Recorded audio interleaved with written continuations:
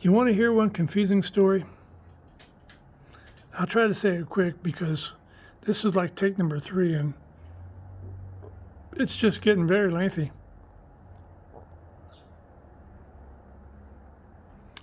My e-bike came with one battery. I added a battery to the back.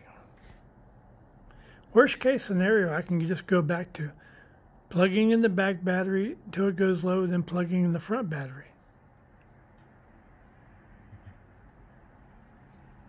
That's what I've been doing all summer. But I recently bought a blender.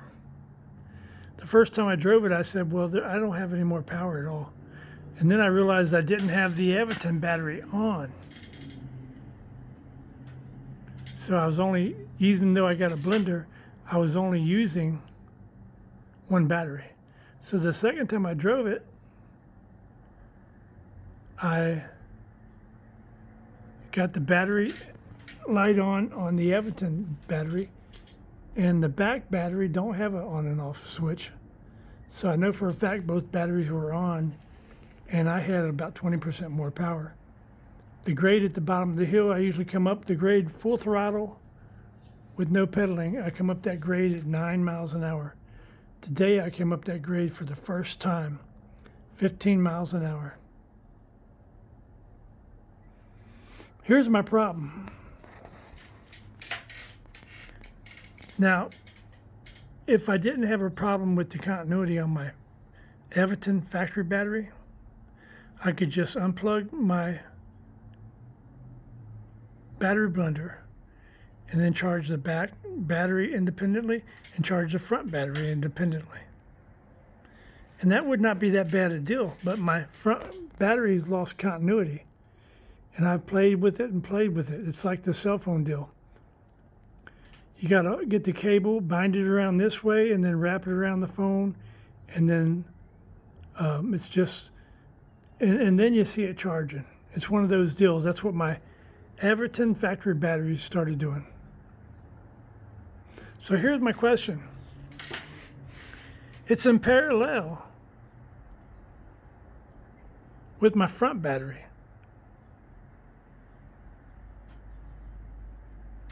But will I be able to charge both of them just by charging the back battery?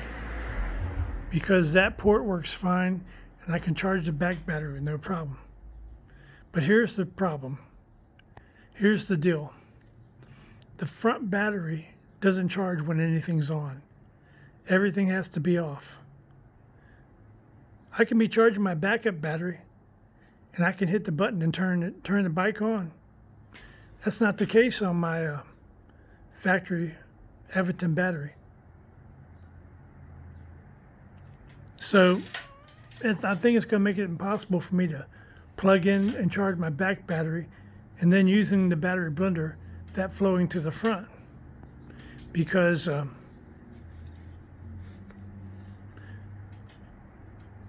the battery can't be on. So here's what I'll do.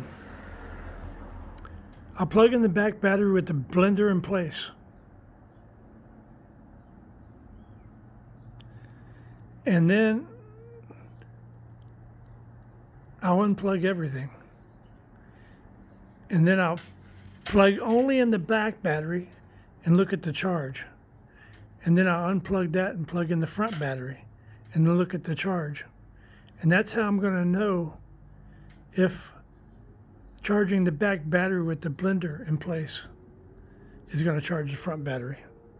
But I'm pretty sure what I'm going to have to do is take that battery out of the frame, put it on the work table, and remove that on and off button. And everything will be just fine. Because the back battery doesn't have an on and off button. You plug it in, you push the button on the handlebars, and the display screen lights up. There's no on and off button. So that's what I'm going to do. I'll just plug in the back battery, turn the front battery on, and with the blender in place. And if it's going to charge like that, that'll be fine. When I get done and the charger goes off, I'll unplug the blender and check the battery voltage. By plugging in the back, I'm sure it'll say 100%. And when I plug in the front battery only and turn the bike on, if it doesn't say 100%, that means that I did not charge the front battery. And one thing I know you don't want to do is connect two batteries with different voltages. Even with the battery blender, it's probably not a good thing to do. But that'll be a little bit of a test of my wits to try to figure this problem out. But I'm pretty sure if I just take my factory Evaton battery and completely remove the on and off button, make sure there's not a very good reason, make sure there's not like a fusible link in that on and off button. If it's just a simple on and off button, I'll just remove it, and then all my worries will be gone. Because I can't charge my factory battery anyway. This is like coming in to charge the factory battery through the blender, because you're not plugging into the port, the charge port. You're plugging into the battery. It's kind of like having a jumper box. And people say, well, my adapter, I lost it. I can't charge my jumper box anymore. And then they give it to the neighbor, and the neighbor knows that the clamps, the negative and the ground, you can hook those up to a battery charger and charge that jumper box. I think it's something like going in the back door or going into the battery in a way that's not really meant to be. But you're still connecting to the battery. All I know is the back battery doesn't have an on and off switch, and I see no reason for the front battery to have an on and off switch.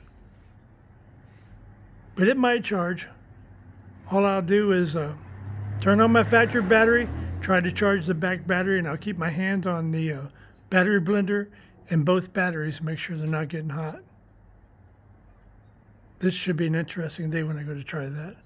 Well, that's going to be a wrap. It's 25 degrees right where I'm sitting.